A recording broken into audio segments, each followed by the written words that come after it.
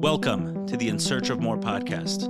I am your host, Ellie Nash. Join me weekly on my quest for more from myself and more from this world. We'll see you on the other side.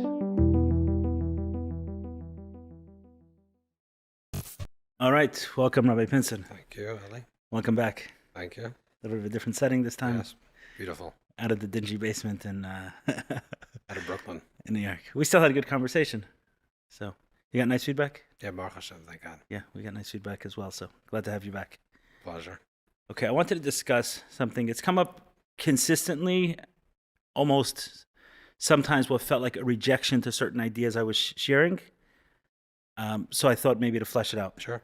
Maybe there's a contradiction, or maybe there's not. It's this concept of Mayach Shalt al Halev, this well-known concept in Tanya of the mind ruling the heart. Mind controlling, What it means. the mind controlling the heart. Yeah. So before we go into, let me share with you kind of one way the contradiction. Maybe it's not a contradiction. Yeah, the way it appears to you. Yeah. So I used to do a different style podcast where I would share short ideas. And I shared this one idea, sometimes 5 or 15-minute clips, just on ideas that I was communicating to others who were reaching out to me. And I said, hey, maybe people can benefit from that. I record it and put it out. And there was one that I called Trust Your Body. And the idea is that the mind can always be played with. We can manipulate someone's mind, but we can't manipulate someone's body very well. It'll always tell the truth in some way. So trust your body. And I got a response like that to someone and say, how can you say trust your body? It's Mayach Shalt al Halev. So I said, I don't know what Mayach Shalt al Halev means. Right. What does it mean? Right. There were other concepts as well that just it definitely seemed to me, separately from that point, that people were using this concept of Mayach Shalt al Halev to suppress emotions. Right. So I said, I don't understand what it means. This is what I responded to one person. I don't understand what it means, but you can tell me the Alter Rebbe is saying to deny something or to lie about something. So obviously I don't understand the concept. Right. So let's go into what Mayach Shalt al Halev really means. Okay, so the famous analogy of this story is that there was a student, Talmud of the Alter Rebbe, and during the Napoleon Wars, there was the Napoleon and the Tsar were fighting in the beginning 1800s. The Alter Rebbe said that anyone that knows French should help. Anyone that knows French should help the Tsar Against Napoleon. Against Napoleon. And the story is that one of the disciples of the Alter Rebbe in Vilna was sort of a spy in Napoleon's inner circle in Vilna. And whether it's Napoleon or a general, someone suspected that there was a spy amongst them. And the story is that Napoleon rushed to this chassid and put his hand on his heart and said, "Are you the spy?" And he said that the Aleph Beis, like the basic principles of Chassidus, of Mayach Shalt al Halev, and the mind controls the heart, saved his life because he was able to, control his heart not to react in a way that would give him away that he was the spy. But to really understand what Mayach Shalt al Halev, what is this idea of your Where's mind? that story said? I heard it also as a child. Yeah. Oh, okay. Yeah. What is, I think, like everything, it's really, you have to define definition of terms. The beginning of wisdom is the definition of terms. The wise men of the world have said, which is, what is the heart? What are we talking about? What is an emotion? And where do emotions come from? Period. Like if a person has an emotion, a certain type of story. So let's strip this go a little deeper. There is the core of an emotion, which is like the essence, the core of an emotion. And then there's the narrative of the emotion. So the core of an emotion, let's say a person is feeling love towards something. Okay, so the love in itself is a natural experience. You want to call it a body experience that draws us towards certain people, certain things. The narrative is sort of towards who is that love directed towards.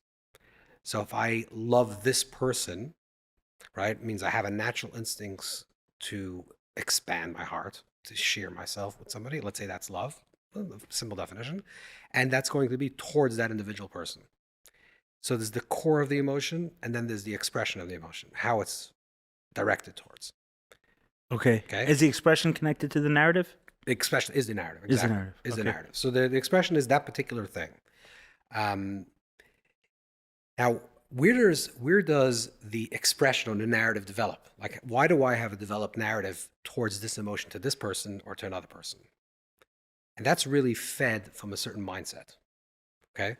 So I have a certain understanding about myself or the other person.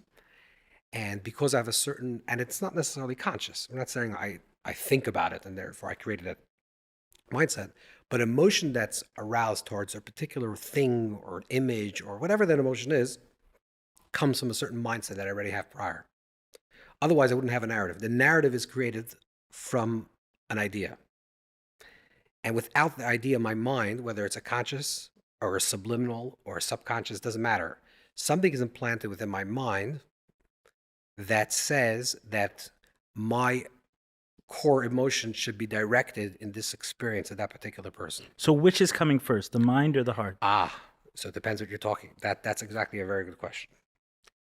The Alter Rebbe actually discusses this in Geras HaKodesh. It's a very fine distinction because that's really another question. Like that's the real question. Are emotions produced from the mind? Is emotions like the child of a thought process, or does emotions actually run deeper than thoughts? And then it creates a thought around And then it. creates a thought. Like I have a certain attraction, a certain feeling towards a certain thing. Therefore, it creates a certain bias, and therefore I'll think a certain way. And the truth is, there are actually different types of emotions that we have. I think it's not a blanket statement. It's not an either or. It can It's go. not either. Correct. Right. When we talk about emotions, certain type of emotions, let's say an emotion that you have towards your child, right?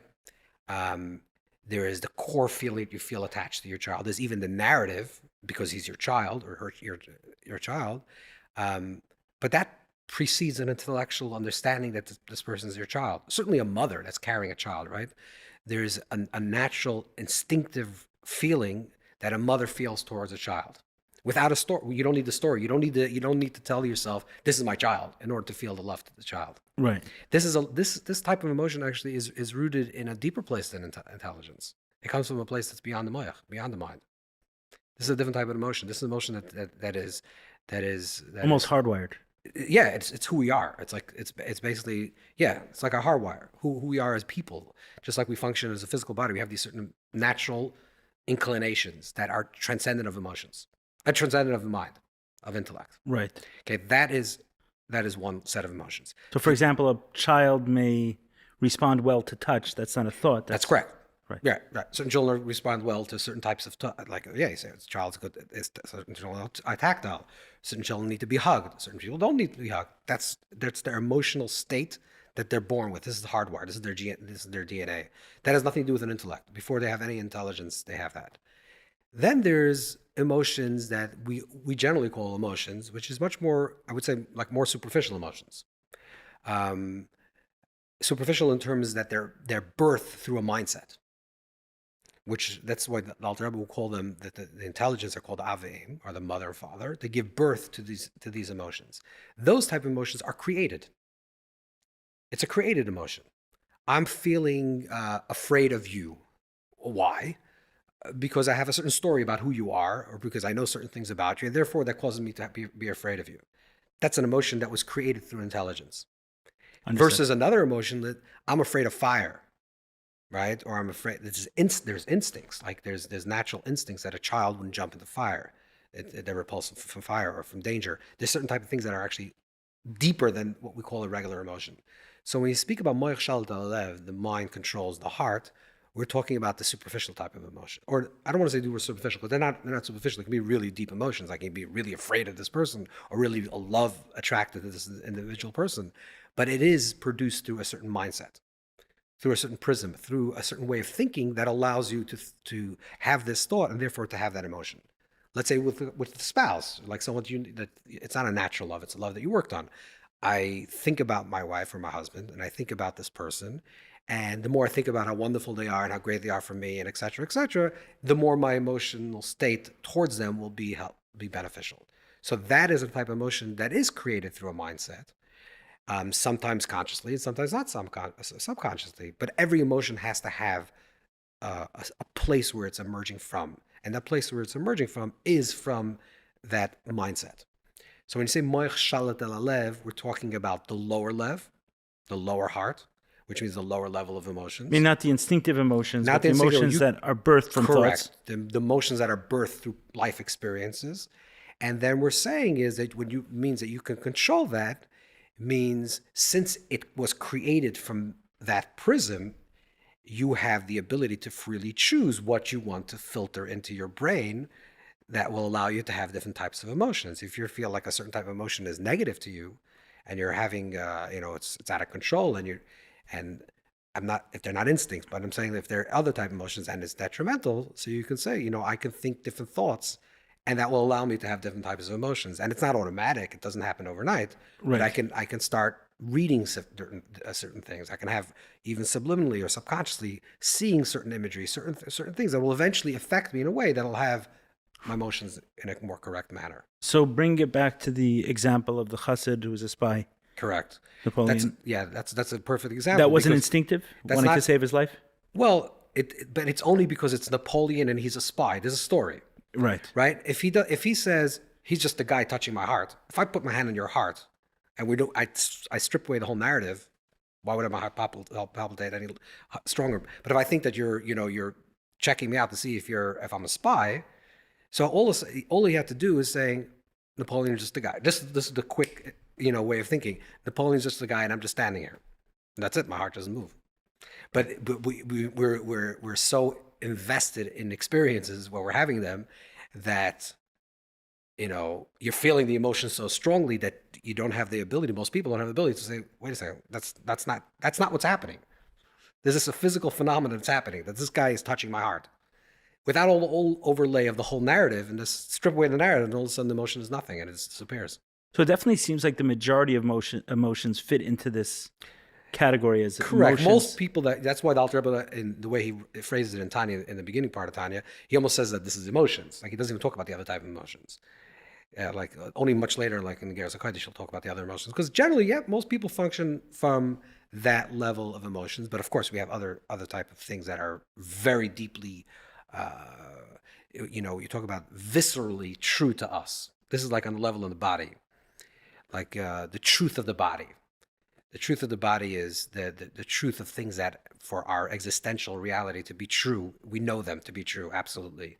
And you can't talk yourself out of that. But I think that a lot of times when we talk about visceral truths that we feel in the body, it's not necessarily absolutely that. Sometimes it is some type of narrative Right. that we created for ourselves. But I think children certainly have that. When a person, I don't want to say this, but it's like kind of funny, but when a person's intoxicated or like drunk, if you look at the whole idea of Purim, the idea of Purim is that you're supposed to reach a place of lo yada, beyond knowing. Mm-hmm. And Pur is the letters guf and exchanging of letters, which means that Purim is the day of the body. Like, because most How is Pur Guf? Pei Vav Reish could be Gimel Vav Pei. Okay, so it's interchangeable letters. But it's Kabbalistically this idea that Purim is actually a very embodied Yom Tov, like a very embodied holiday. Everything in Purim you do with an exaggeration of your body. So let's say every single day, I don't want to talk about Purim, but let's say we'll talk about Purim for a second. Every single day of the year you eat. So in Purim you have to eat a lot. Every single day you drink. On Purim you have to drink a lot. Every single day you're happy. On Purim you have to be happy a lot. Which means that Purim is an exaggeration of the body. Very much in the body. Has to do with the story of Purim. Has to do with the body. But it's very much about the body. And on Purim you say you have to drink enough that you let go of your mind. Until you don't know. So that if you let go of your mind, then you're just an animal. Like what's supposed to happen? Okay, so I let go of my mind. But the point is, if I can let go of my mind and I'm really in my body in a very deep way, my body's going to tell me the truth.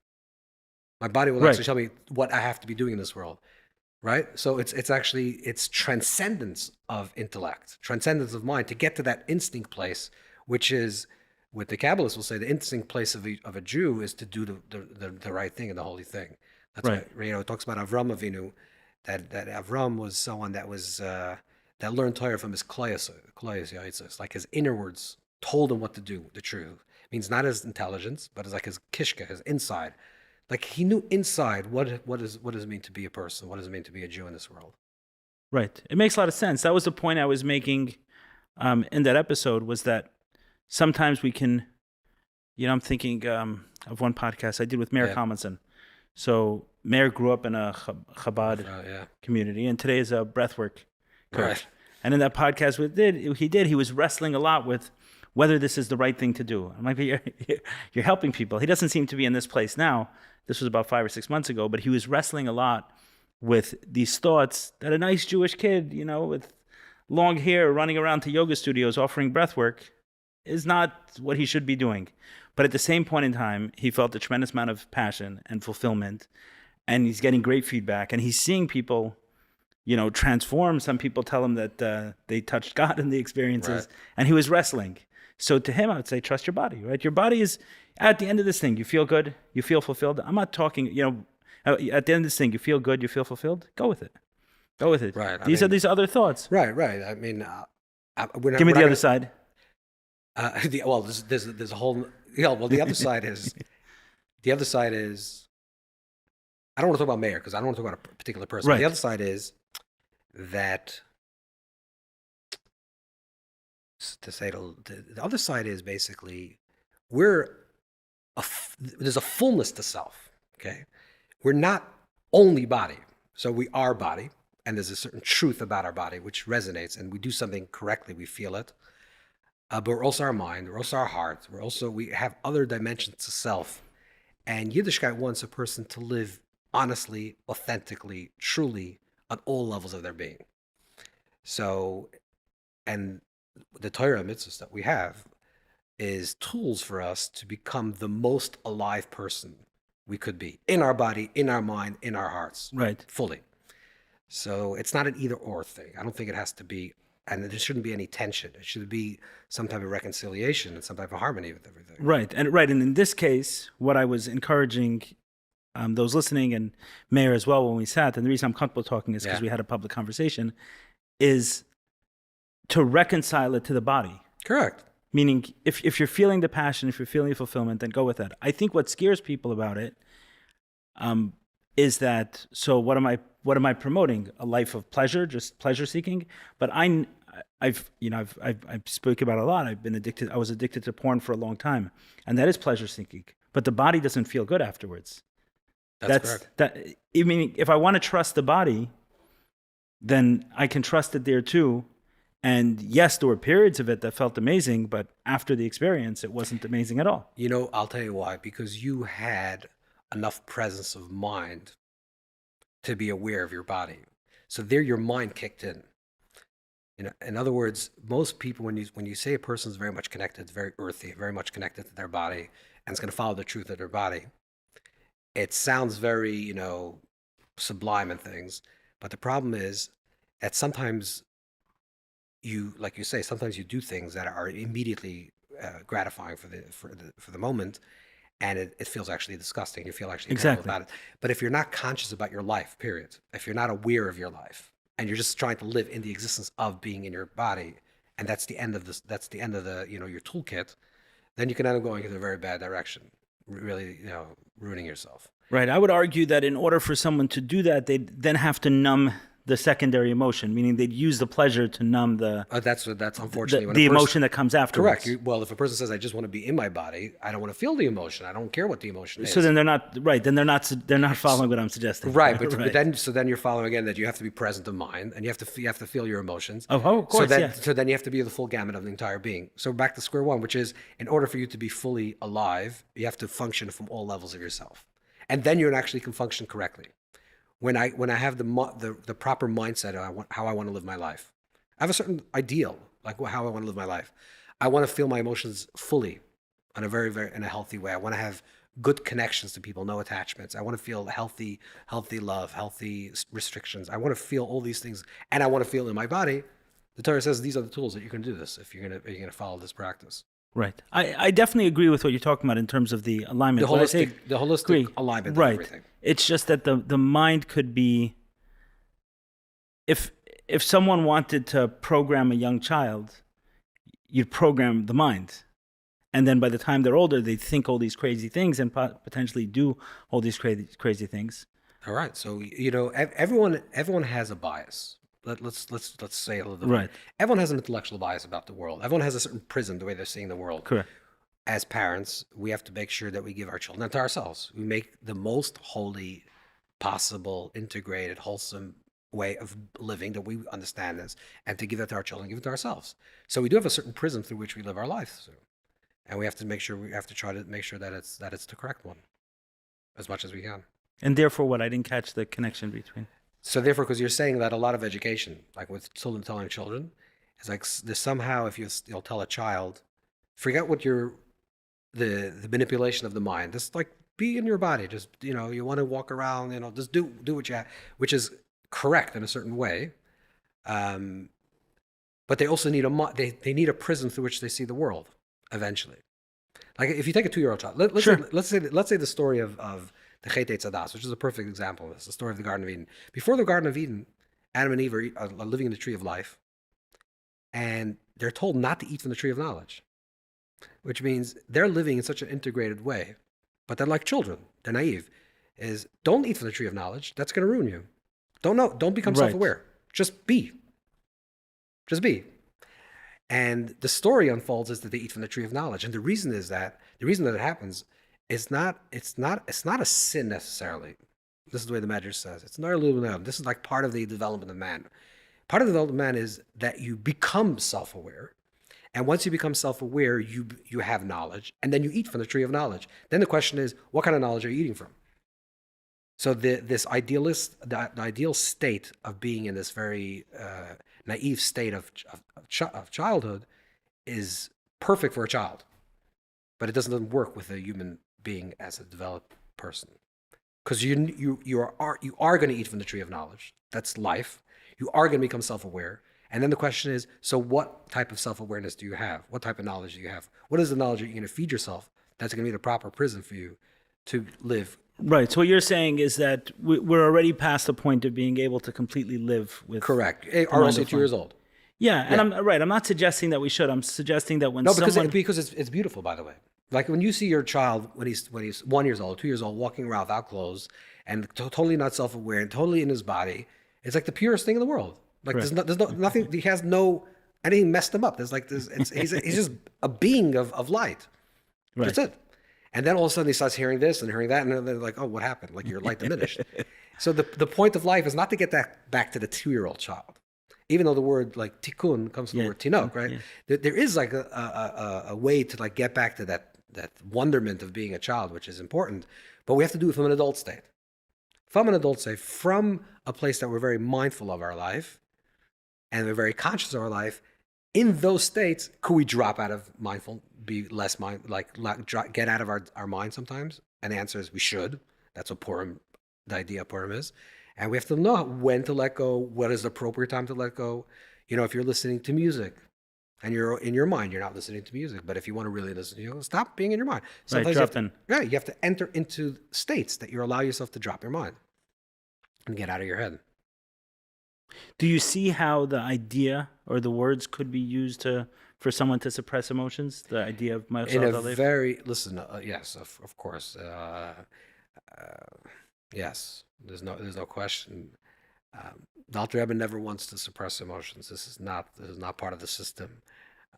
Certainly not. It's not. It's about directing emotions in the correct way.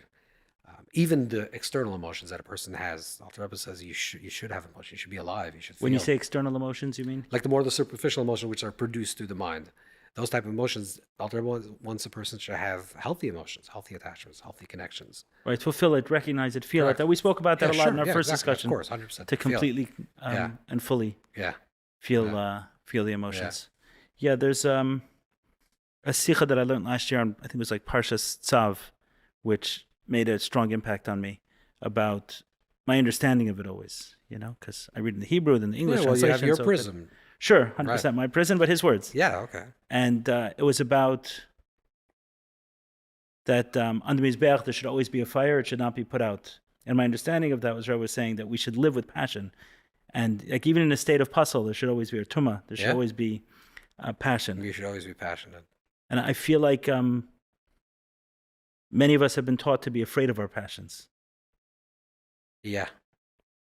I think because emotions start becoming very real when children are going through, their adolescent period, and they have a lot of testosterone, a lot of other things that they it's directed in the wrong places, and people that are much older have a disconnect with that. And I think it's really about taking those same passions that you have, maybe the natural passions that a person has, and directing them into higher places, into deeper places. So you're saying it's in the teenage years that the suppression often. Yeah, and that's then eventually it develops over time. But I think it happens during then because people don't know what to do. You know, you have a teenager that's raging with a lot of emotions.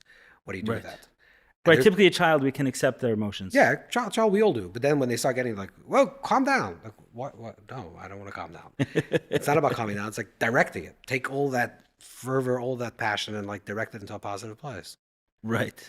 And then it'll be good. And then like eventually you'll have a healthy person. Right. There's always a story that said, maybe to switch a little political, about during the 60s and 70s, the Rabbi referring to the the upheaval, the social upheaval going on in positive lights. Is there something to learn from that to the present day events where there's a lot of young people who are jumping on board, potentially with anti-Israel ideas or? I think that there's a huge thing to learn. I think there's a tremendous, unfortunately, historically, anti-Semitism creates a stronger Jewish identity for Jews that felt, it does two things. For Jews that felt a little bit not passionate about being Jews, either, God forbid, they can fall further as being, okay, so I have nothing to do with this, or it actually awakens something that's stronger for them. Right, meaning some could make the decision to be less Jewish. Less Jewish, because like, okay, I don't need this.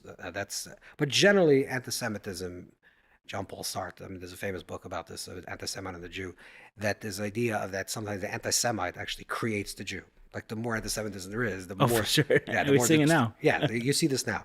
So now you have to utilize this. We have to recognize that this is a very strong opportunity to direct Jews to become more Jewish in a healthy way, not because of anti-Semitism, not because of the negative. Like, there's Judaism as a response to negative. Like, I'm just not the anti-Semite, and then there's Judaism as, what do I stand for? So I am a Jew. Forget about the anti-Semite. And what does a Jew stand for in this world? And why should I be Jewish? And why should I make my children Jewish? And why should I raise my children Jewish?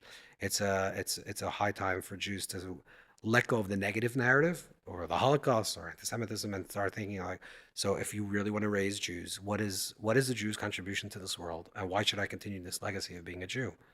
If I believe that I can have free choice in doing right. I guess the first wave of that is the recognition that we are Jewish to the anti-Semite no matter what. Correct. Even if we avoid it. Right. I think I saw a story of Sheldon Adelson. He said, I think as a teenager in high school, he was bullied by someone for being Jewish, and he realized that he couldn't escape it, so he may as well embrace it. Okay, right. Right. So that idea. But you're pushing a little further, and you're saying, I think that. What does that actually mean? Yeah, what does it mean? What does it mean to be a Jew in this world? And why should I be Jew? What does a Jew stand for? And there's a reason for us being. There's a reason for Klal Yisrael in this world. Hashem's, there's a purpose, and we have to stand up for that purpose. That we're supposed to be. We're supposed to be Or Lagoim. We're supposed to be the light unto the nations, to speak truth, to choose justice. I mean, this week's parsha, right? It speaks about Avram was chosen. And why was Avram chosen? Because he was chosen because he will teach Tzedakah Mishpat, righteousness and justice, and moral and hope and future possibility and divine image. These are the gifts of the Jews that we brought into this world. We're given to this world. We're gifted through Mount Torah into this world, and these are the truths that we have to uphold in this very confusing world. When we use the term chosen, is it who chose? God chose Jews, or Jews chose God? Both. Both. Yeah. The story of Avram is that stories of Avram is told, Lech lecha ma'aretzecha, like leave your father's land. But the very strange part of this story is that Avram, the Torah doesn't actually describe why he was chosen. It says, Vayam Hashem Avram. Hashem says to Avram, Lech lecha. Who's Avram? Why this guy? Oh, it's the first introduction of him. Yeah, we know that he was born and his father-in-law is taking him, but we don't. Right, but it had a whole lineage of many people. Right, but there's no backstory. The backstory of Moshe, let's say, for example, in contrast, Moshe is the great Redeemer of Israel, but the Torah actually describes he's a man that stands up for a person that's being hurt, right? So we know that he has compassion. Right. And he has not only compassion for his own brothers, but has compassion when he goes and he meets the shepherds bothering the daughters of Yisrael. So he sees that he has compassion even for a stranger. Okay, so there's a story there. He's a strong person. He stands up for the right, for the oppressed. He's going to be the redeemer. Makes sense. Hashem appears to him and says, "You're going to be a redeemer." Why is Avram chosen? What's the story? Right. So the Salsemis and other tzaddikim write that the phrase Lech Lecha, which is very deep, the phrase Lech Lecha, you shall go, which is true with all statements, is a statement that Hashem tells every individual person and has been telling every individual person since the beginning of creation. Lech Lecha means go to yourself. Go by yourself. Go make something from yourself. Leave your father's land. Leave your father's place of your birth. Leave the place that you were raised. Become something. Who are you? Am I my father's son or my mother's son? Or am I a person on my own? And Lech Lecha is like the hero's journey. It's a journey to become self, to self-discovery, to find yourself. And that voice has been said throughout all of history. Lech Lecha. Hashem's always been saying it to all people since the beginning of time. Avram was the first person to actually hear it. Oh, yeah. Ayam Hashem Avram Lech Lecha. Hashem tell Avram Lech Lecha. Hashem didn't say Avram Lech Lecha. Ayam Hashem Eli Lech Lecha. Avram. Hashem is saying to every person. Ayam Hashem Avram was the first one that said, that's the voice. The voice is that says that I have to move, I have to grow, I have to become something. And that's why the Torah doesn't give a narrative, a backstory, because there is no backstory. The backstory is you and me sitting here right now and saying there's a voice, the divine voice that says, Lech Lecha, go to the land that I will show you. There's even no destination. The destination will be something that will appear throughout our life. It will become. It's a process of becoming. There are a lot of parents who may not like that you're telling that to their kids. Yeah, but they did it to their parents. Right, supposed right? to. Right. I mean, that's okay. Yazavish, as obviously, a person has to leave their parents and become something, right? Elo told us Yitzchak ben Avram. Then Avram Heidel Yitzchak. This pasuk says, "This is the son of Yitzchak, the son of Avram." Right. That's Avram gave birth to Yitzchak. So the beginning of your life, they say, "Who are you?" You say, "Oh, this is my father." Elo told us Yitzchak is the son of Avram. Who are you? You're identified by your father or your parents. But then eventually it becomes Avram Heidel Yitzchak. Avram gives birth to Yitzchak, which means they ask your parents, who are you? They say, oh, my son is Ali. You got it? That's the way it should be. It has to switch at some point. It has to go from the direction is that you're the child of somebody to your parents say, I'm actually the father of somebody or the mother of somebody. Oh, very interesting. So you actually become something. And the journey is a lifelong journey. This is the story of the hero journey. The journey is it's a very ambiguous statement. Hashem says, go from your land. The land that I will show you. It doesn't say where it is. Because the moment I know where the destination is, I stop my journey. But if I tell you your life, you're 37, 38 years old, there's a land that I will show you. It's always becoming. It's always tomorrow. It's le'olam haba, towards the world to come. The world to come is the future tense. We're a being that's in constant state of becoming. What that becoming will become, we'll see tomorrow. Right. The moment you think you found your way, you're lost. Correct. So keep going. So, I mean, I've shared this idea previously. I don't know where I heard it or it just kind of resonated with me. This idea that everyone has to go through this journey of smashing the idols of their father. Meaning, Avram, yes, actually had an idolatrous father, but every child's has to smash the idols of their father, because if all they do is follow in their father's way, then they're serving someone else's god. Correct. That is, there was a famous Hasidic Rebbe that he was a son of another previous Rebbe, and he did it differently. Like his father did it one way, and he did it a different way. And the Chassidim, the older Chassidim, came to him and said, like, that's not the way you do it. Your father did it differently. He said, I do exactly what my father did. He says, but you're not. He says, just like my father was original, I'm original. That's what we say every day in the davening. We say, Elokei Avram, Elokei Yitzchak, Elokei Yaakov. We say the God of Avram, God of Yitzchak, God of Yaakov. We don't say Elokei Avram, Yitzchak, Yaakov. Right. Because Elokei Avram is God of Avram, that's God of Avram. And then Yitzchak came along and says, Elokei Yitzchak, that's God of Yitzchak. Then Elokei Yaakov. Every person has Zeh Keli Vanveu. Zeh Keli Vanveu means this is the God, Vanivuhu, and me and him. Which is, who's my God? And by the way, your God from yesterday is not the same God you have today, right? Hopefully, you're growing, you're becoming, and the image that you had of what God was yesterday is shallow and idle in an idol worshiping in comparison to your alive awareness of God of today. Oh, I got you. So it's not really the God of our father; it's the God of our yesterday. The God of also. yesterday. Yeah. Yeah, we have to. You constantly have to grow. You have to do tshuva on the tshuva that you did yesterday. Right? Because if you did yesterday, but that's yesterday. Right. That's the problem with calling someone from. Yeah, because that means that they're like they're there. It's a destination. Right. Because No, that's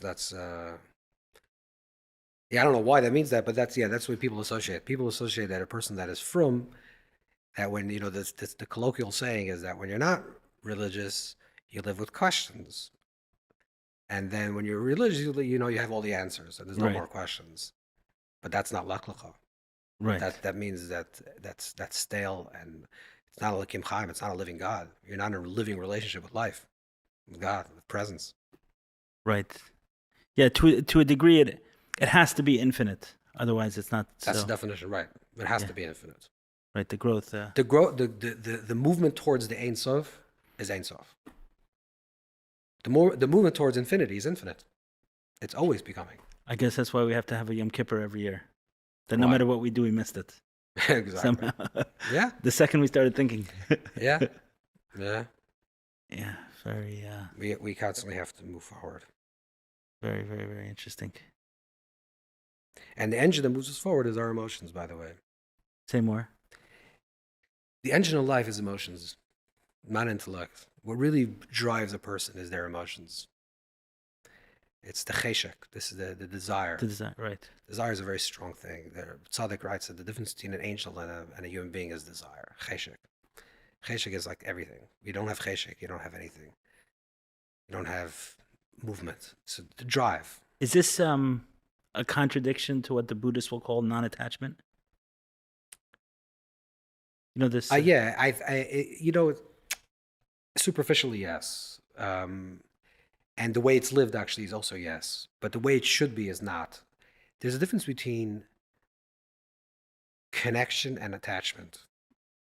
And they're different words. They're different meanings. Or sometimes the way I wrote about it is like between holy attachment and unholy attachment. Okay. That the point of life is not to not be emotional, not to be engaged in your emotions, and not to be engaged in life. But it's not to get an unholy attachment with something. The unholy attachment means when I think I can't live without it, and I need it. The holy attachment is I want it. If you go over to your spouse, we don't talk about relationships, but if you go over to your spouse or any person and say, I need you, the immediate reaction of a person is like, please stay away. I can't. Right. I don't need to need me. You tell someone, I want you. That's a healthy attack. That's a healthy connection, because you're saying, I'm choosing to live my life with you. I don't need to live with you, but I want to live with you. That's a different way of thinking about how we have emotions to things. I want to be connected to this. I don't need to be connected to this. And proof is that if something doesn't allow me to be connected with it, I'll just let go. I can move on. It's fine. It's not going to destroy me. But when I have a strong want. But all things being equal, I would prefer that. Yeah. And even want it. I have a strong desire for it. I have a cheshek for it. Right. But if it doesn't, but if I don't get it, okay, that was not meant to be. So, okay, I can move on. So this also, and what you're saying also, like that cheshek, that's consistent with the message of trust your body. Yeah, right? At some point. Yeah. Or even just really, that the cheshek is the core emotions that we have, is core feelings that we feel when we feel something and we feel alive being in that place. Yeah, a lot of my journey has been thinking that I'll feel a certain way when I get to a certain place, and then actually feeling that way, but the feeling lasting a very short time. Right. And then something else emerges afterwards. Correct. Because the counterintuitive way of thinking about it is that the energy lies in the cheshek itself. The energy lies within the desire itself, not in the fulfillment of the desire. So maintaining the desire. Correct. Maintaining the hunger. Correct. Yeah, there's it never works, because then you always feel depleted. It never works. If you get it. Yeah. Yeah, there's this he's a former CEO of Logitech. His name's Bracken Darrell. He at a TED Talk where he spoke about always staying hungry. I mean, he had very extreme examples of this, like wearing the same two jeans for a long time, always flying economy, no matter how far he's going. It's true, by the way. Always staying hungry. Yeah, and also spiritually, for like spiritual growth, always to be in that state of emotional cheshek, like strong desire for things, because it's you have to live in that place. Right, saying the fulfillment of desire always depletes in some way. Yeah, always depletes in some way. Yeah, that's the nature of it. Right, to a degree. There's also right to the degree. I'm saying, but right, you don't have that same passion, that same desire. So you have to live with like an unfulfillment of that constantly. So you're always like excited. I don't know how well you know sports, but I grew up, in the 90s going for the New York Mets and the New York Knicks, and it was a very tough childhood. Yeah, that's hard. Most traumatic part of my my childhood was being a Mets fan. Darryl Strawberry. But yes, and then eventually met the Yankees in the World Series and lost very, very tough parts of my childhood we're going into over here. And eventually I moved to Miami. And within a few years, they had their super team form. LeBron James, Dwayne Wade, Chris Bosh. So you changed teams. I said, I'm ready here. I'm going to go for the... that's not fair. What?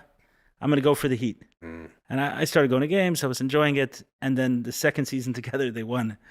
And I think that's it. That's it. It's over. That was the whole thing. That's the whole thing. It was kind of boring. Exactly. Yeah. Then the next year they won again. I didn't care. It wasn't even... Exactly. It didn't matter. Right. But for the idea of winning kept me going for 20 years. Right. Exactly. Yeah. Every year you're hoping this is going to be the year. It never is, but this is the way it is. Right. Like Donald Trump says, you're going to get tired of winning. Yeah.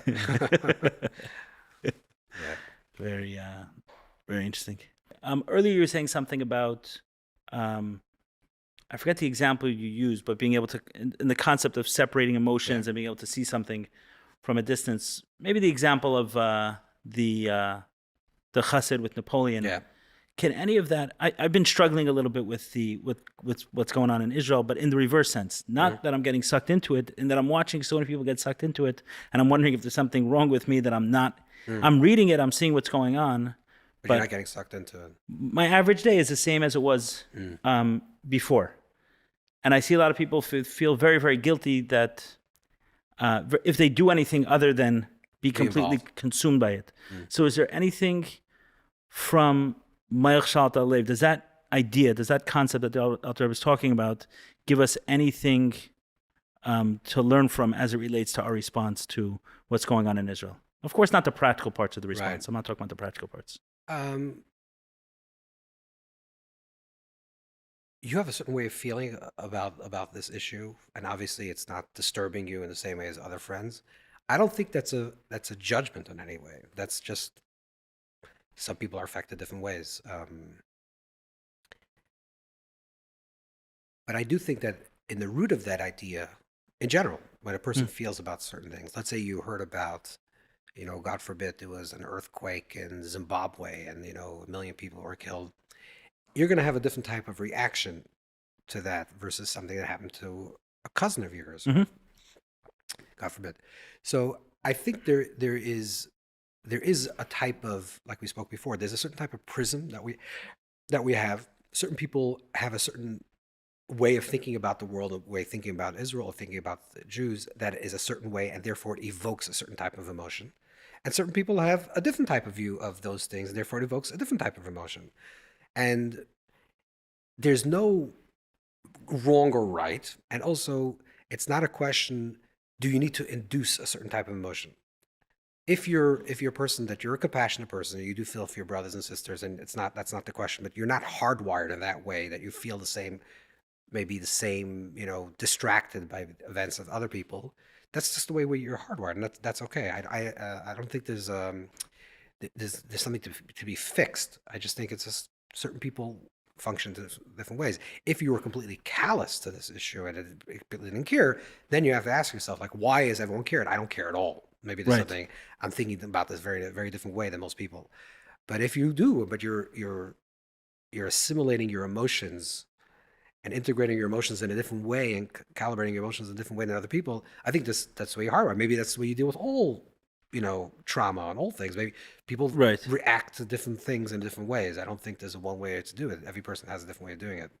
Understood. Okay, and then the other side of that, in terms of Ma'il Shat Alev being something for someone who is consumed and for can't do anything but watch the videos and read the news. Right. And There is a good example where you could use Moyachal Shalot Lev, which is you have to ask yourself a question. You're saying, I'm being consumed by this. It's affecting my health. It's affecting the way I live in this world, affecting my relationships, affecting my children. Is it helpful? Is it beneficial? Now, if it is, then okay, that's the question. Right, meaning someone may use that energy to be on the front lines and right. Be more alert. More alert and more doing things for Israel, doing more mitzvahs, whatever they're doing in this world, they're doing it more because they feel like that's a pressure that's putting on them. Then okay, fine, that's okay. Just like there are people, there's soldiers, Jewish soldiers sitting in Gaza, they're 24 hours on alert, and you want to feel connected in that way, and that's causing you to act a certain way. Then that's a very nice thing. But if it's just causing you to walk around depressed and dispirited about the world, I think then I met a guy this week who said he's not able to work for several weeks. And what is he doing? He's just not working. He's reading news, watching stories. So then Hamas wins, and I'll tell you why. Because besides what terrorism is, but that's the nature of terror. The nature of terror is to do a small act. Obviously, it wasn't really small, but a relatively small act to have a bigger effect. It's not warfare. It's a terrorist. A terrorist act is you do a small little act and it creates terror by people, which means it makes you not function correctly. Whether one person or 1,000 people, if you do a terrorist act to one person and it creates a certain type of fear, a certain type of anxiety, that you'll have an effect on many more people. So a person that subscribes to that is actually allowing terror to work. Number two. Right, meaning by the numbers, we have more to worry about from car accidents. Yeah, exactly. So that's the nature of terror. Terror is psychological warfare. But I think there's also like a deeper thing is that this is an attack on a Jew. It's not into Israel. It's actually a Jew. It's like really pure anti-Semitism, and like I was saying before, what does a Jew stand for?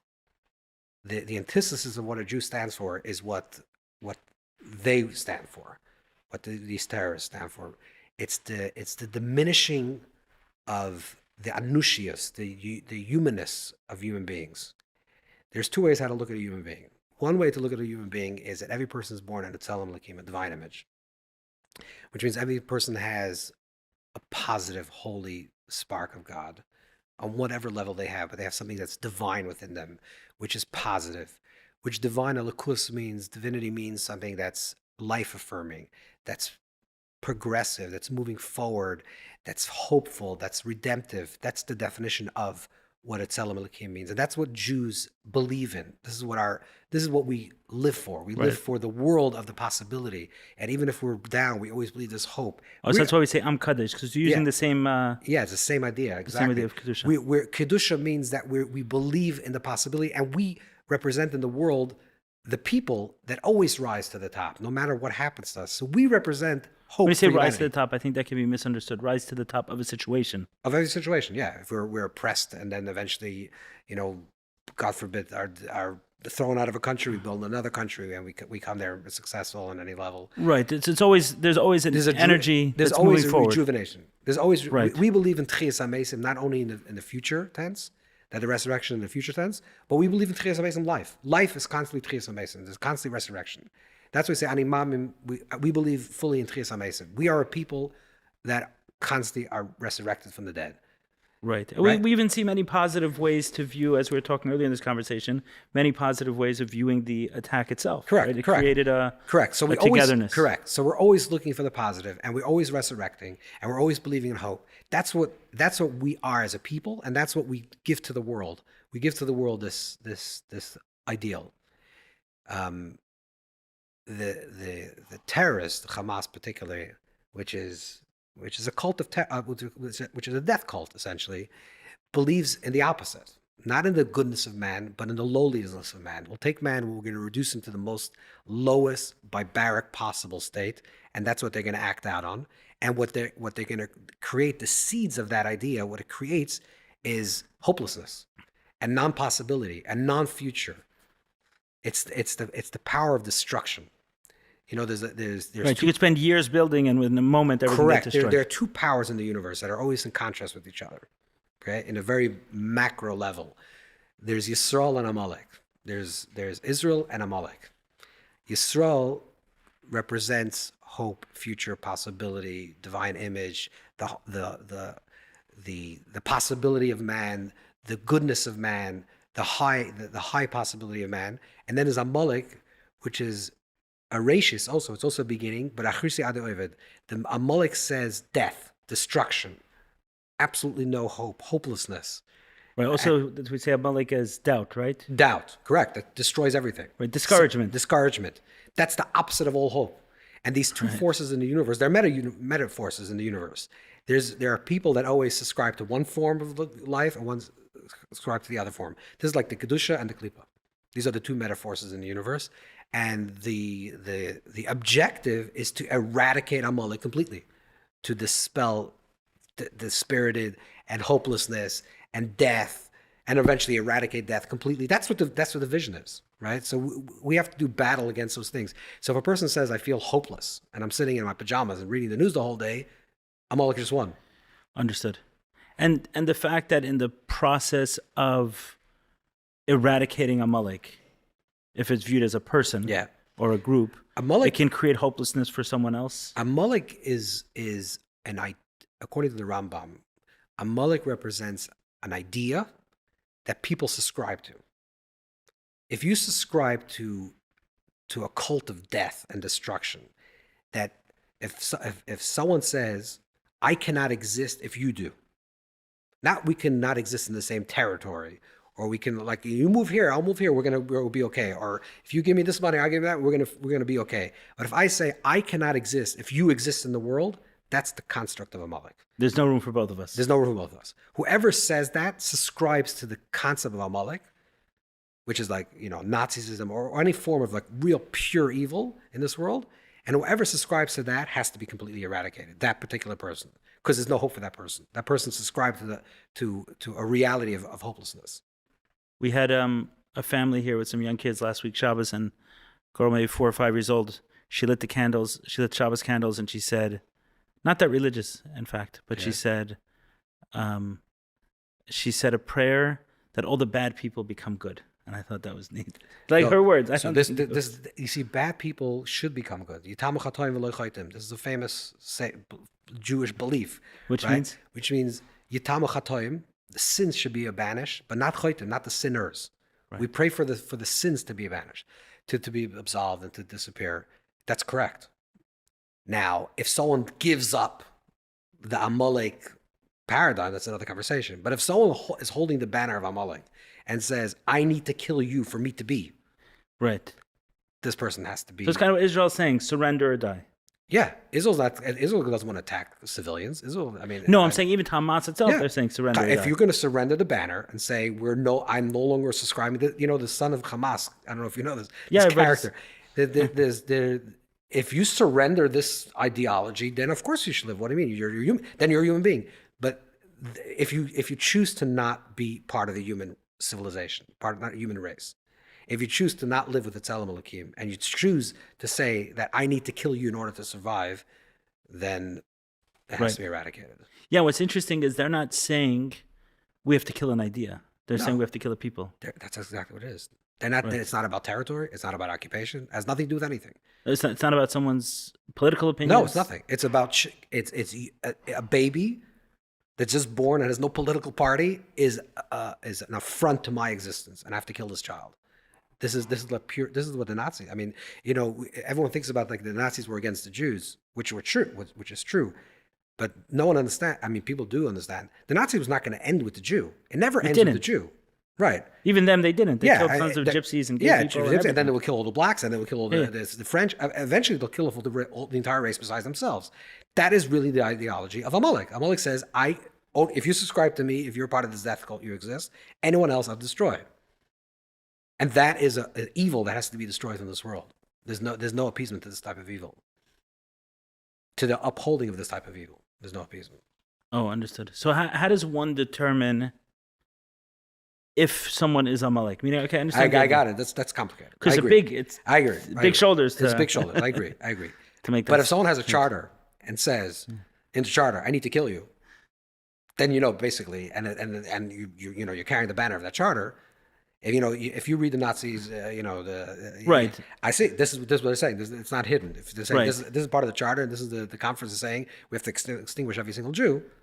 Right. Which is not going to end with the Jew, by the way. It will never end with the Jew. No, the and Jew it is just the didn't. lowest And it didn't over there. They killed animals. They killed Thai workers. They killed everyone. Of course, and they killed people that were mentally retarded. Eventually, then they killed gays. Whatever they killed anyone. No, I'm saying Hamas when they came in, there were 30 or 40 Thai workers which were killed. Yeah, no, of course.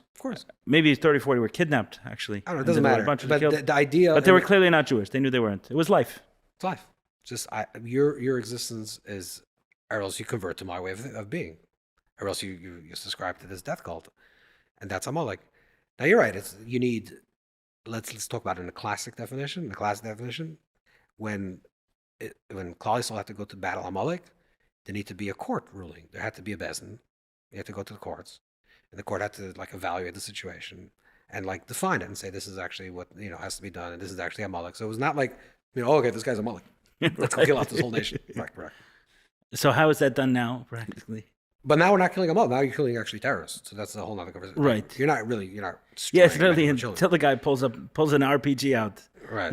I know. He's not. Right. You're not saying he's a terrorist until he actually, unfortunately, Right. He's about to kill you. And the fact that when you say a majority of people, whether they did knowingly or not, let's say they did, voted for, meaning the majority of people, Rubai Kukulet, right? The majority of people have ascribed in some way to this ideology. That's a good question. What does that mean? Is it under duress? Is it under pressure? Is it real? Right. That's a very fine question. Right. Or do they do it for other reasons? Correct. I don't know. So that's why Israel's going through all the loops. If Israel act like any other Far East, Middle Eastern country, there would have been 1 million people dead already. Because if this not even Far East, no, they act like the U.S. Yeah, especially this is the U.S. Correct. Right. When America was attacked in 9/11 and they destroyed Iraq. They weren't dropping leaflets. And had nothing to do with it. Iraq had nothing to do with 9/11, but they did, probably 1 million people died. It's okay, that's the I'm not saying yes or no. I'm just saying that's the way the world functions. And but Israel's trying to do everything in their possible because they actually do have morals. You're saying it's the right thing to do. Yeah, they're doing it in the right, correct, just way of doing it. They're trying to get the civilians out of there as much as they can. And if Hamas chooses to have civilians as their own shields, that's the death is on Hamas. Right, of course. The blood lies with Hamas, of course. Right. So you're saying this fight is nothing new. This fight is nothing new. In terms of Israel, it's the first. This is the first Muhammad Amalek. This is the first battle of Amalek in terms of Israel history. Because other battles were territorial. Egypt. Egypt wanted to sign it, and they didn't want to sign it. It may be destruction of the country, the elimination of the country of Israel. It wasn't destruction of Jews. It wasn't to go out to kill Jews. The attacks of throughout history in the state of Israel, whether it's the Yom Kippur War or this, it was to topple the government of this country, but not to kill Jews. That was not the statement of the enemy. This is the first time that we have an enemy that says, we want to kill you, Jews. Right. I guess some people say that Hamas has changed their charter since they don't have the same thing, but their actions. If you kill children, there's no redemption to that. Right.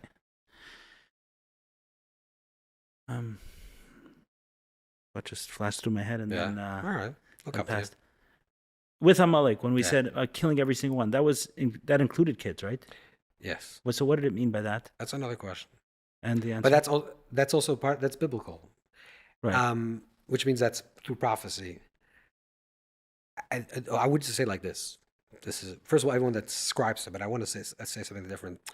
We don't have the mindset of people that lived a few 3,000 years ago. We have such a different way of looking at the world. There was a certain way of being in the world, especially being in that part of the world. If you just read any history of any nations of that time of the world, this is general warfare. This is the way things were done. That if someone attacked you, you destroy them completely. And it was done again with a bezin. It was done intentionally. But we're not equipped to really understand that in our modern way of thinking. To us, it seems very, barbaric. It seems that way, yeah. But, well, the trouble I have with it is then Hamas can say the same thing that their base then has determined, that the That this is existence of a Jew is a threat to them. yeah, I've killed every single one. The dogs, the workers, the babies. Yeah, but we don't say that. Let me phrase it a little differently. Amalek, obviously, this is a big thing. The Sefer Ikim. A lot of the Rishonim speak about this Amalek because it's obviously something that has to be understood, and I don't think it's the right time. It's because it's a really complicated issue. But I would just say like this: there is Judaism the way it's expressed in the text, and Judaism how it's lived. And the only way to define what a person really believes in is not what it says in text. It's how it's practiced. So if you say, I think this guy, not a Muslim, let's say some Hindu guy, believes this because I saw in the Bhagavad Gita, I saw that's what it says. Not true. You have to ask the person. You have to go to a living person and see how it's practiced. What decisions are you making based on this text? Yes, because there's a Torah Shabbat Peh. In other words, there's always a living tradition that overlays on the Torah Shabbat. So it's written in the text a certain way. And by Torah, you mean it also Torah lahavdil, meaning Lahavdil, Torah, correct. Right. Yeah, lahavdil, right? Right. There's a text, and then there's a living text, how it's actually practiced. So if you say, Amalek, Jews believe that we have to go exterminate the entire population with men, women, and children. Not true. We don't do that. Right. Right. We haven't done that in thousands of years. So obviously the Torah Shabbat Peh of that is a little different than Torah Shabbat. Even the Rambam's idea, where the Rambam says that Amalek is not a people, but it's an idea, is a big chiddush, is a tremendous novelty. But this is the way the rabbis always thought about it. They thought about it differently than when you're actually seeing it in the text. There's a certain living tradition that Torah Shabbat Peh that gives it. So therefore, you can't say, this is what Jews believe. It's not true. I understand. You understand? That's the first thing. So now we're talking about Amalek and transposing into modern areas. We'll say that Amalek represents anyone that has this vision, that wants to kill another. We have to kill that person, not his wife, his child, etc. But himself we have to kill. Then you're saying that it's possible for them to have a living tradition. They do. Unfortunately, that's a living tradition of annihilation. There's a living tradition of death to any infidel. And that is a problem to humanity. Right, and it has expanded well beyond Hamas. Yeah, if it's ISIS or any other radical of some fundamentalist Islamic groups, these are people that actually believe in sort of like world domination, and anyone that's an infidel, whether they're Christian, Buddhist, or Jew, has to be killed or completely converted.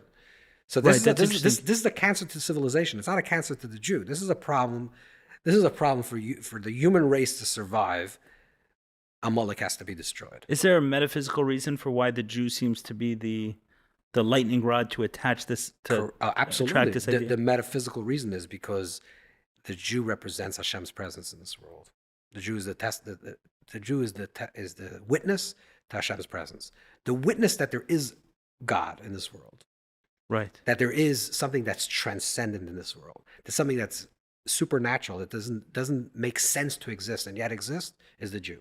Right, that suggests that God exists. Correct. I've also thought the Jew suggests that God exists. Right, the fact that a Jew is saying, the Jewish people are saying, we are chosen, is not to the exclusion of everyone else, because everyone else is also born and chosen and everything else. So maybe the Jews are chosen to remind everyone else that they are chosen too, in the sense that God has a purpose for everyone and everything. To show that every person has its Tselem Elokim, every person that, the Jew is the person that is the nation.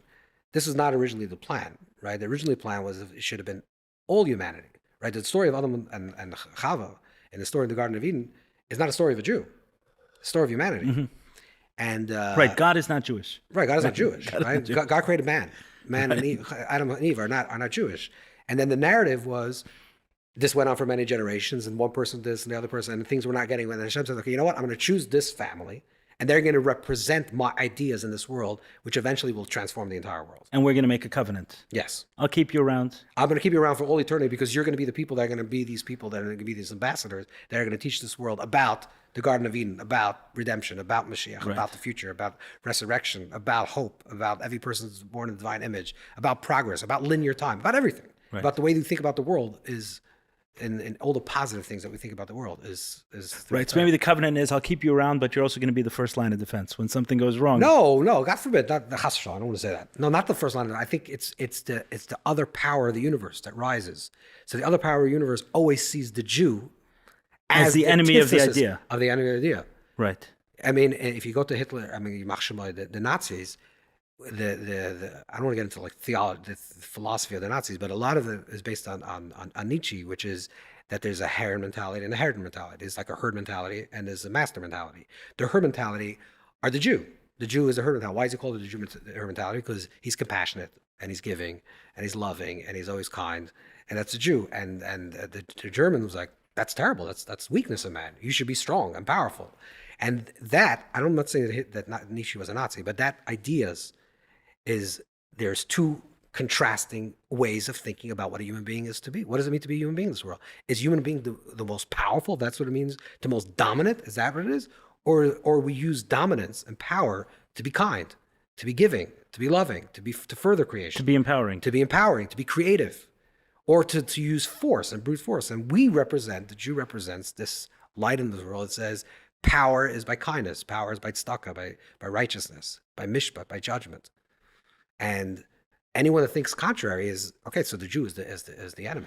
And the fact that they go after all Jews and not those Jews who choose to represent that idea specifically. Because it's the Jew in itself. It's just the concept of a Jew. It's the existence. The existence of a Jew, because every single Jew in this world today has to know this. Every single, even most secular Jews today, had a grandparent that was Moiser Nefesh to be a Yid. Right. Because they wouldn't be around if they didn't. Right.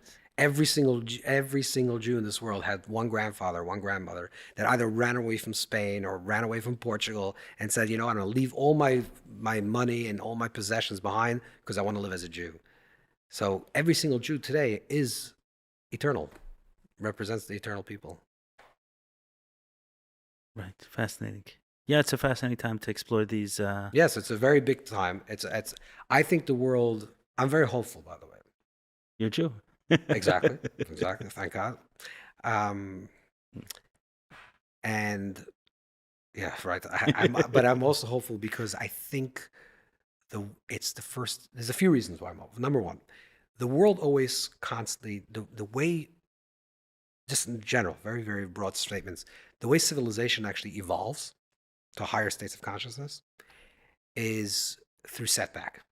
The system moves, then there's a drop in the system. People get really bad. They realize how terrible they were. They reboot, and they reboot on a higher level. And that's the way the system works. There's always there's a thesis, it's movement, then there's antithesis, and then there's a synthesis that goes in a higher place. That's the way history is projected. So are we moving upwards? Yeah, so the arc of history is always moving forward. Upwards. Always. Now, it doesn't mean there's no dips. This concept of you read this Hadaris?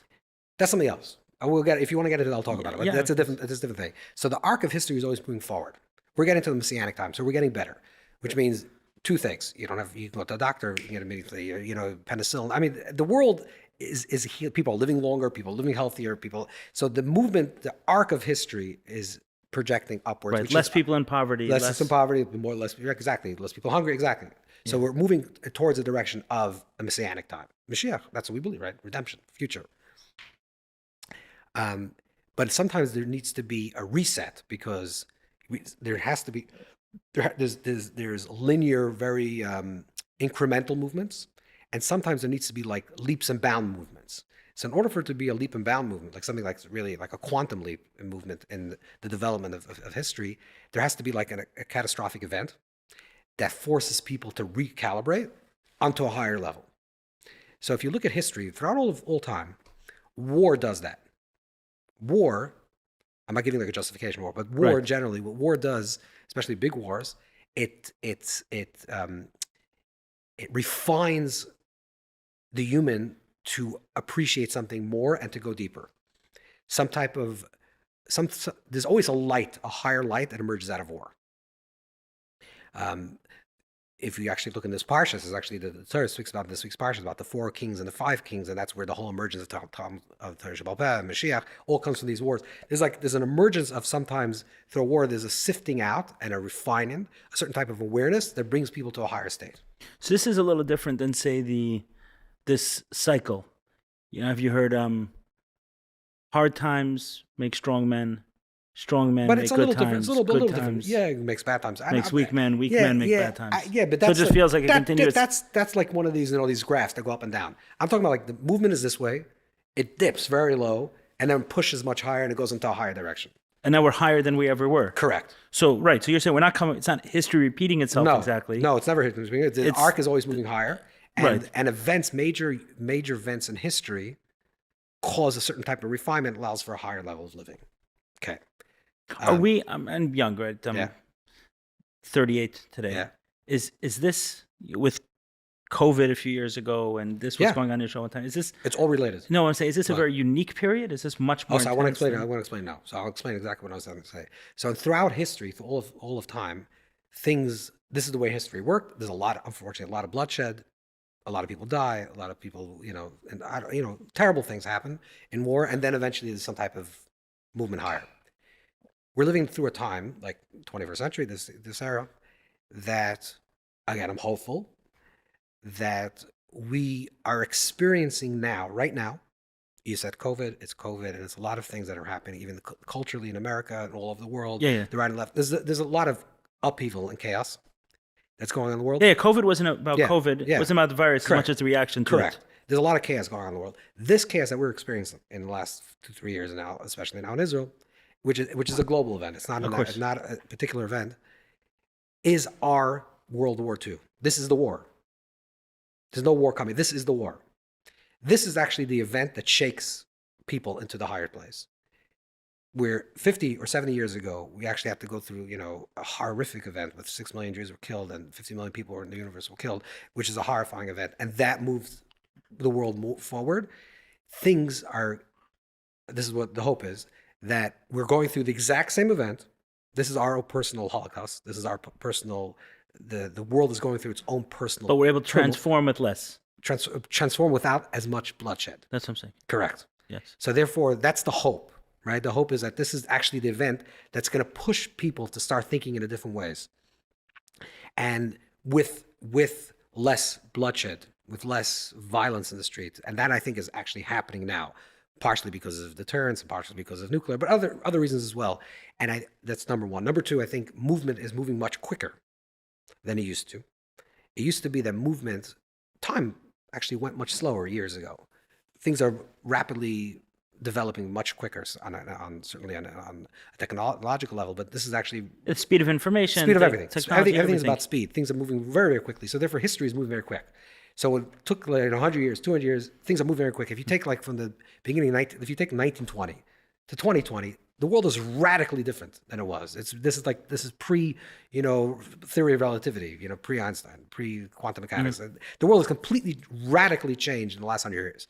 So things are moving very, very rapid. So since we're moving rapid, I think we're ready to finish that stage. I think we're actually, amen, exactly. And now the world is waking up.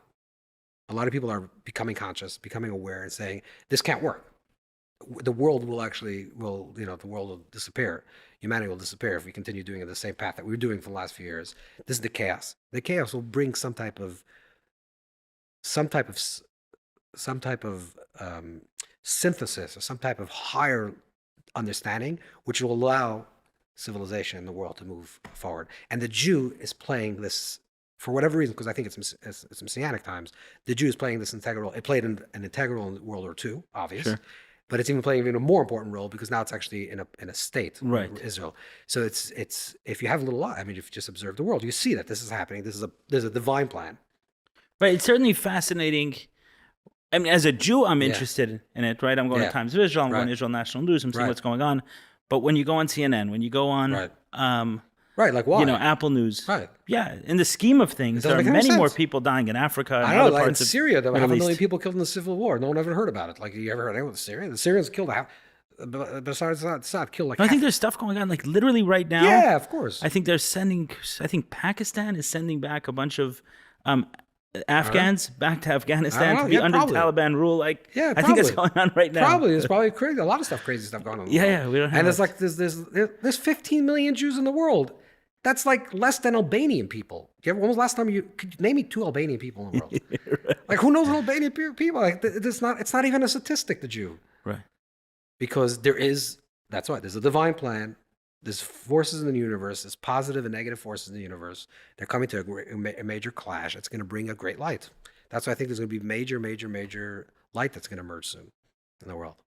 What would that look like? I don't know. If I knew, then I would be there. Right. No, but how we know it's light? Like, what would it? Yeah, you'll feel it. The whole world will feel it. The whole temperature of the world will be different. Maybe I hope, maybe Mashiach actually literally, but certainly there'll be a Messianic time period. There'll be like some type of geula of consciousness, some type of redemptive consciousness that will come, and the world will actually become in a much more stable place. Right. One thing that has been meaningful to me just watching is the way Jews have come together over this. Not everyone. Absolutely. You have some fringe. You have a few left on the left. Right. Who are but yeah, being vocal. It's fascinating, and AI is going to play a big part of this too as well. In terms of, I don't know yet, 100%. But what do you mean by it?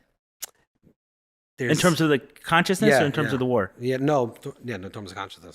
That the emergence of some type of people are very nervous about AI. People are very apprehensive. Yeah, it's coming anyway, so there's no sense being nervous about it. It's absolutely coming. I'll tell you a fascinating, I don't know if it's so interesting, but to me it was very interesting. There was a conference of like the top people in AI, like the top, and it was they invited me to come to this conference, Cool. And of course I was the only from Jew there, but it turns out I would say 40% of the crowd was Jewish. Because I don't know if you know, but the AI is very saturated with Jews, especially Russian Jews. It's like a lot of Jews. And the first time they were sitting together, it was like the top people in AI. I don't want to say names, but the top people in AI all sitting around. And it's like 40 people in a room. And the beginning of and I'm sitting there. I just wanted to hear. I want to know the sugi. I want to know what's going on.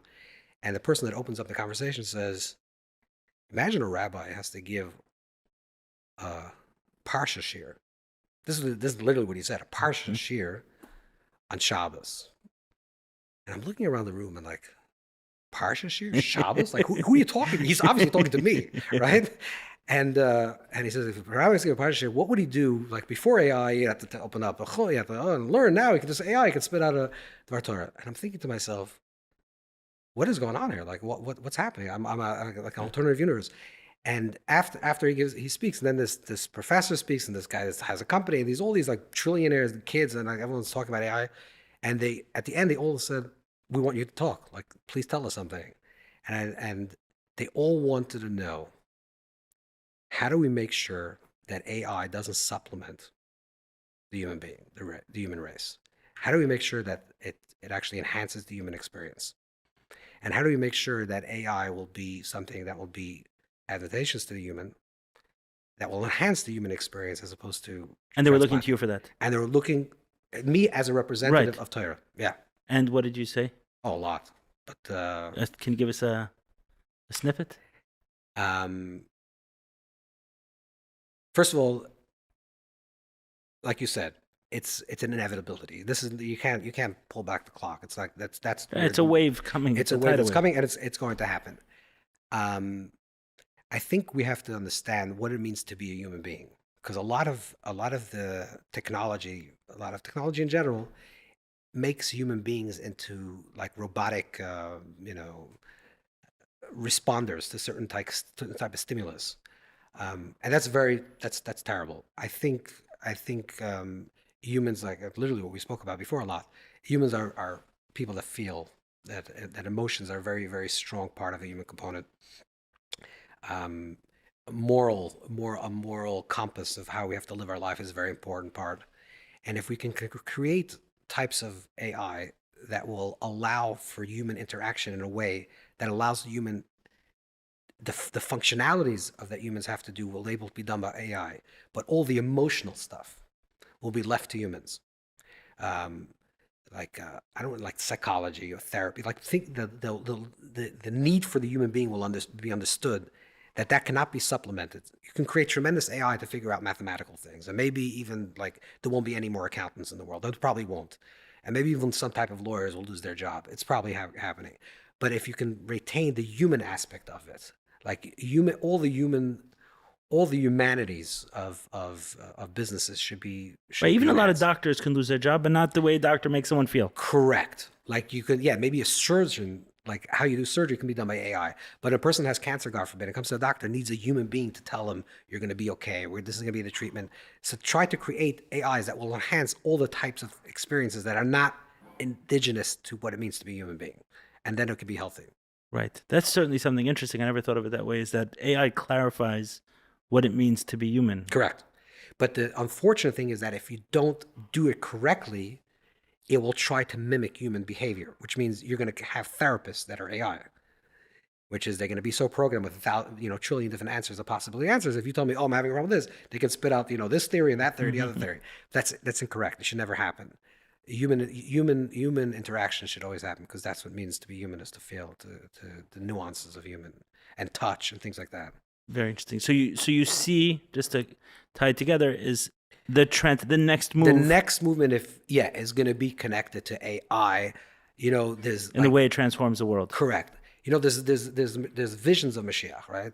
I don't know if this is what it is, but there's certainly certain types of that we believe that every person will be resurrected, that there'll be a resurrection, there'll be Tchis HaMesim. If you told it to a person that lived 100 years ago, they'll think, okay, that's supernatural, of course. You tell it to a person today, and you say, wait a second, but if you can upload a person's DNA to like some type of AI, and that person can have all the experience that a person had 100 years ago, now what's the difference? Like, it allows us to imagine prophecies being fulfilled in a way that are actually technologically possible. I don't know if that's what it means, but it's possible. It's certainly the idea of food for everyone. Correct. Yeah. Distribution of food for everyone. Health for everyone. People living eternally. I spoke to one of these characters. They started Skyping. One of these. He's a brilliant guy. He's from Tallinn. His name is Jan Tallinn. He's like one of these big investors. He says he wants people to live forever. That's like his idea. And I'm thinking to myself, that's what the prophet said. The Nevi'im said that people were going to be able to live forever. And now you have a person that's a scientist that's like investing hundreds of millions of dollars. Like, how do we make people live forever? It's fascinating to see that the prophecies of old, which was like this utopian possibility, is actually materializing in our life in some way. I don't know if it's exactly what the prophets means, but it may be some type of shiluf, some type of connection between both these ideas. Right. You're saying likely it can happen in a very practical way. Yeah, and I'm not 100% sure what the Nevi'im meant if they didn't mean that. Like, what's a Navi? A Navi sees in the future, right? That's a Navi, someone that sees. But it's like the divine. The Navi is saying, I see the divine image of humanity in the future, and this is the way it's going to look like. There's going to be no death and no wars and no hunger. And then you see, like, wait a second, it can actually be done. So this is the Ruach HaNavui. This is like the prophetic movement going back to Klal Yisrael, which is being drawn into the world. That's showing the world another possible way of being. Understood. I like the hope. I want to scroll up a little to the conversation, even though I feel like I'm going to be switching the energy a little bit, but it's still a question.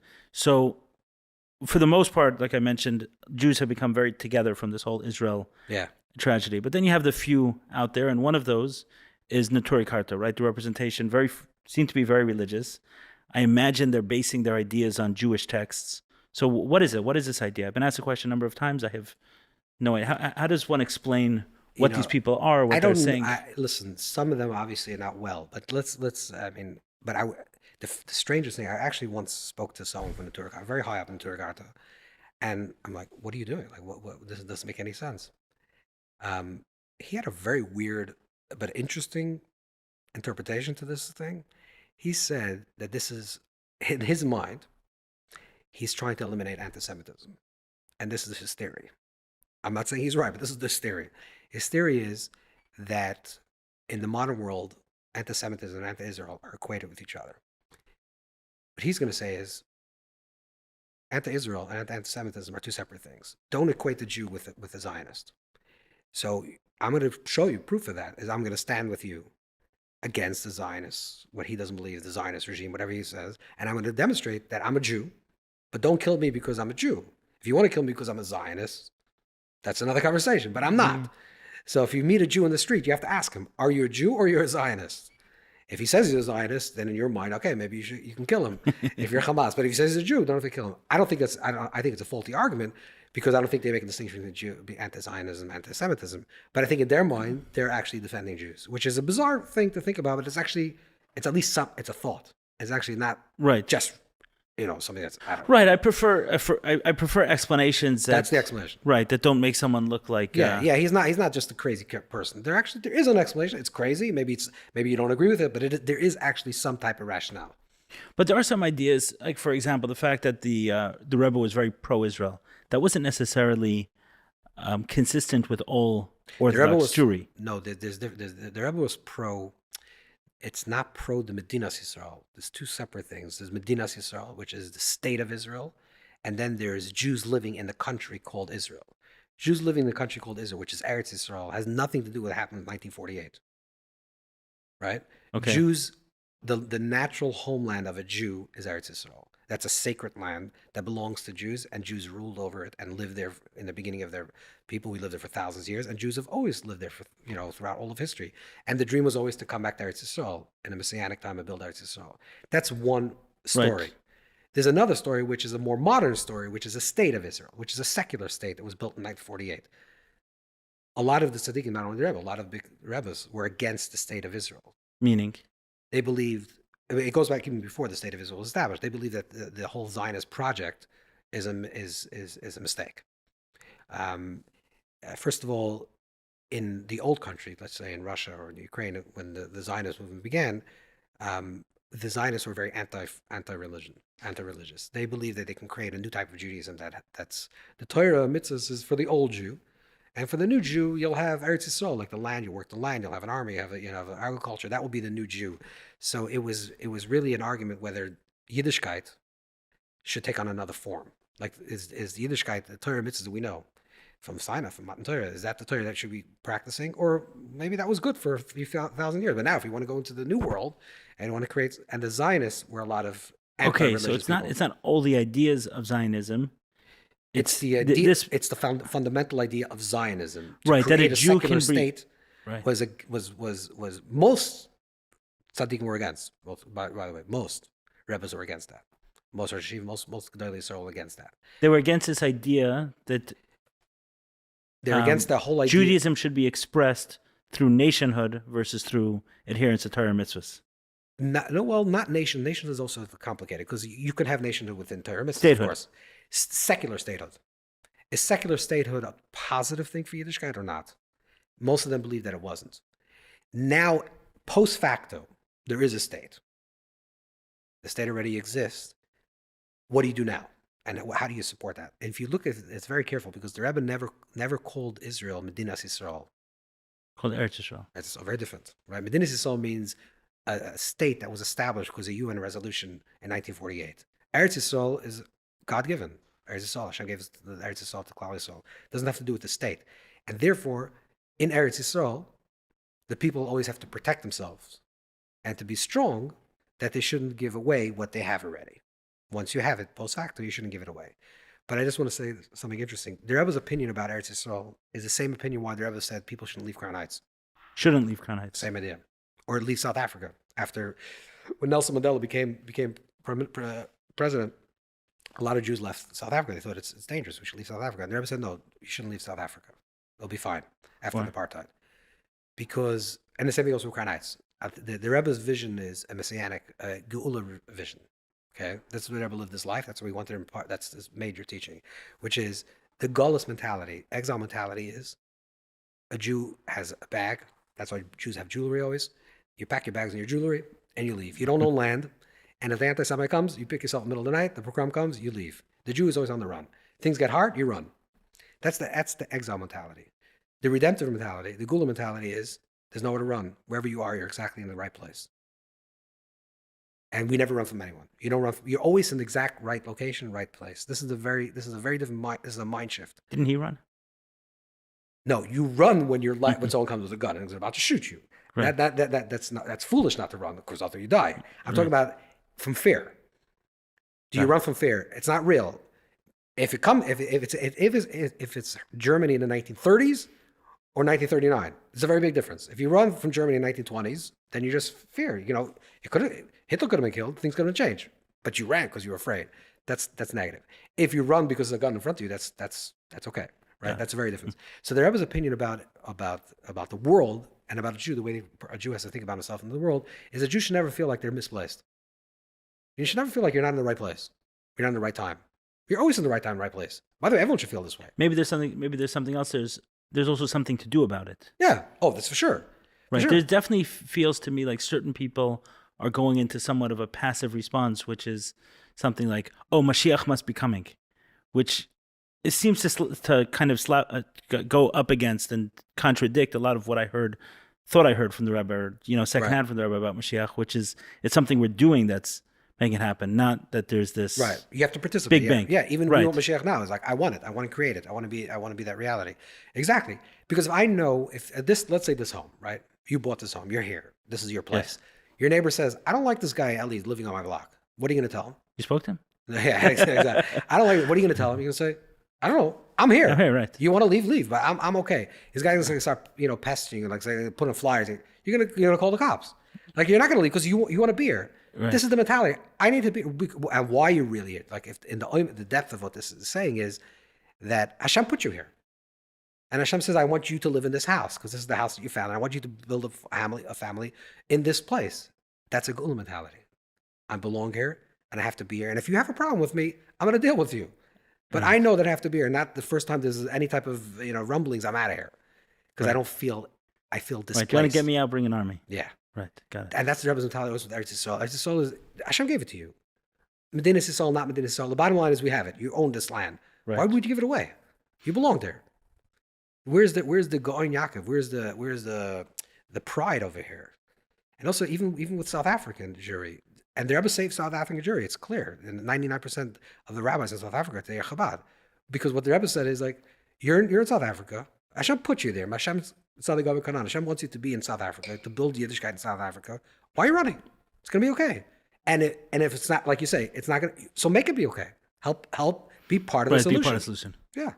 And that's what happens. South Africa today is a thriving Jewish community, and it's a safe community. Beautiful. Okay, can we tie the conversation together somehow? We started with, what is it called? Marshal Lev. Yeah.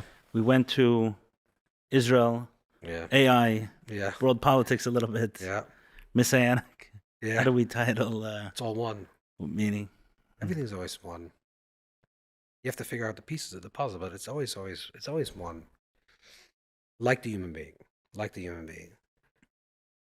Human being has many different facets of himself, of herself. And there's the mind part of self, and the emotion part of self, and the body part of self, and the soul part of self. And the kunst, the trick of life, is to live in harmony with all of them. Not to be intellectual to a fault that you don't have emotions. Not to be so emotional you get so close attached to your emotions that you can't function, you can't get out of bed. Not to be so in touch with your body that you're not even present, to have presence of mind. How do you integrate all these systems in a correct manner? That's like part of the moyach shalta lev, the control, to be a master of your life. To be a master of your life is to choose how you're going to live in this world. How are you going to approach this world? How are you going to show up into this world in a way that's going to be healthy and holy and noble and moral, etc. So that's the way to show up.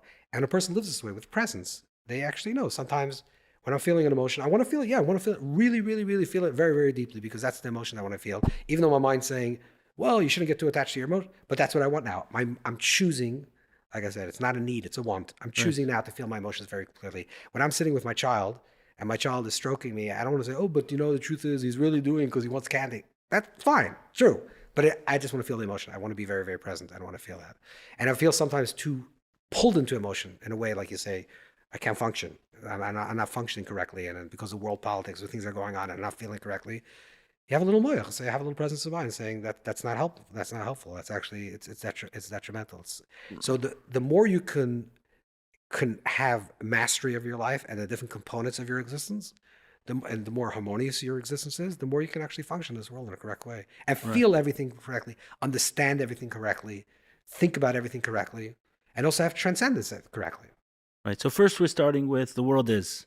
Yep. Like what is.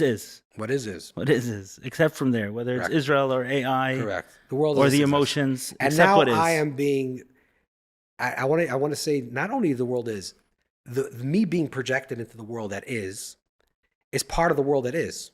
Sure. It's not two separate things. There's no object and subject. The world is part of me. This is all my screen of reality. Right? I'm just observing the screen in my picture. And then I have to choose, how am I relating to all the pieces of the picture that I'm seeing?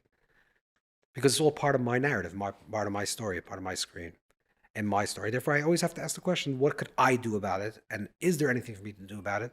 And once I can't do about it, how do I let go in a correct way? Right. It's a very empowering, hopeful Jewish mentality and approach.